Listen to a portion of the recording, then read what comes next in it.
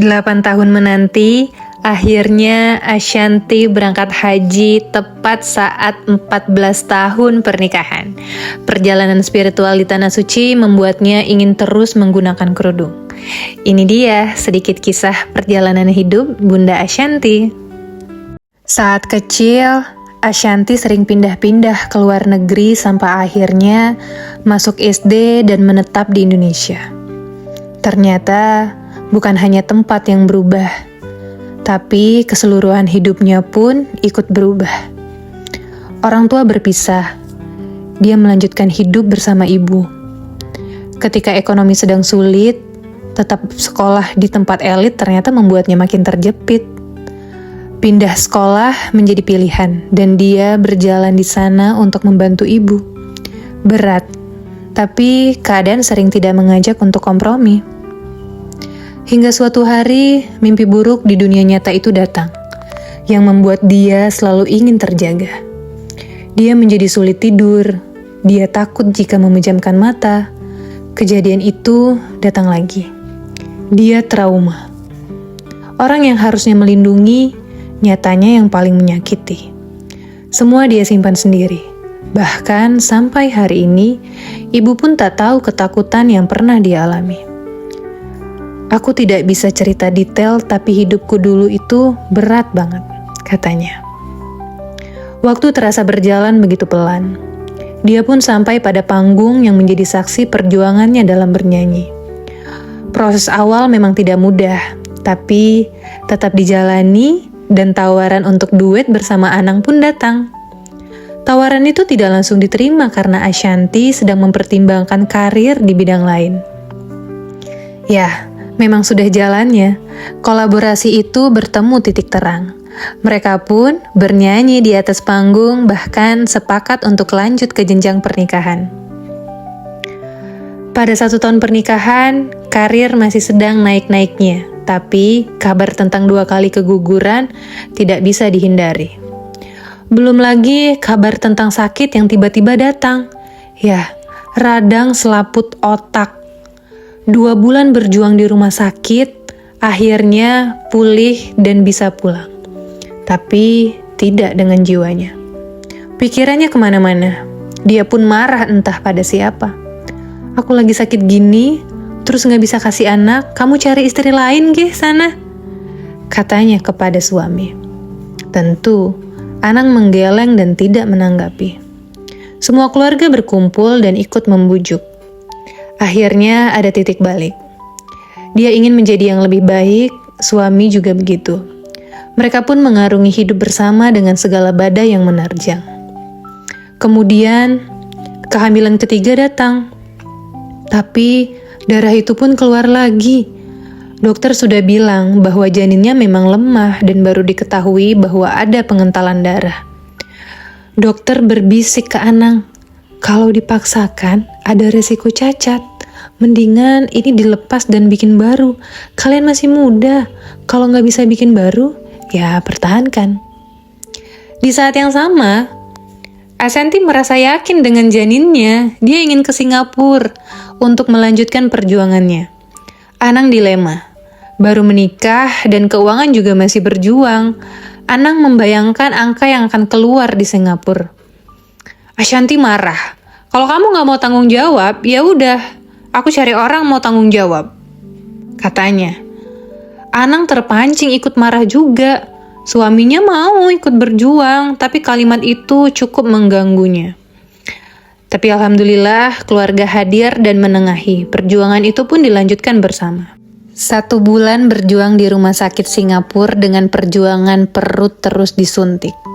Alhamdulillah janin yang diperjuangkan itu lahir dan diberi nama Arsy. Setelah itu sempat hamil dan keguguran lagi, sampai mereka sudah tidak terpikirkan akan ada anak lagi. Tapi takdir berbeda dengan pendapat kita. Kehamilan itu datang lagi dan lahir dengan nama Arsya, dengan proses yang sangat mudah.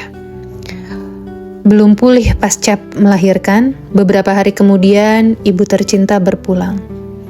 Dia berusaha menata hidupnya lagi, untuk berusaha mensyukuri apa yang ada dan merelakan yang sudah waktunya kembali. Alhamdulillah, hidup terasa lebih lengkap bersama keluarga yang besar dan utuh.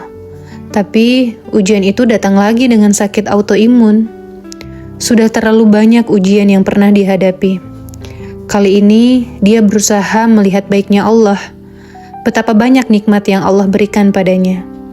Jadi dia menganggap tubuhnya sehat dan fokus melakukan yang terbaik untuk hidupnya.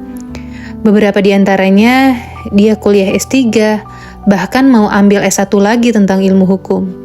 Ada kegelisahan di dalam hatinya. Dia ingin sekali bisa menolong orang lain untuk mendapatkan keadilan. Selain itu, dia juga sudah membayangkan suatu hari nanti bisa berbagi ilmu di ruang kelas perkuliahan. Di tengah ujian hidupnya, panggilan untuk menunaikan ibadah haji sudah datang. Ashanti dan suami daftar pada tahun 2018. Jadwal berangkat tahun 2024 tapi gagal. Itu cukup membuatnya sedih. Tahun berikutnya begitu diupayakan tapi belum juga waktunya. 8 tahun menanti. Akhirnya saat itu datang. Ashanti dan suami menunaikan ibadah haji sebagai puncak menyempurnakan rukun Islam. Labbaik Allahumma labbaik, labbaik la syarika lak labbaik, innal hamdah wa ni'mata lakawal mulk la syarika lak. Alih-alih memanjatkan banyak doa, dia justru sibuk meminta ampun atas semua dosa-dosanya.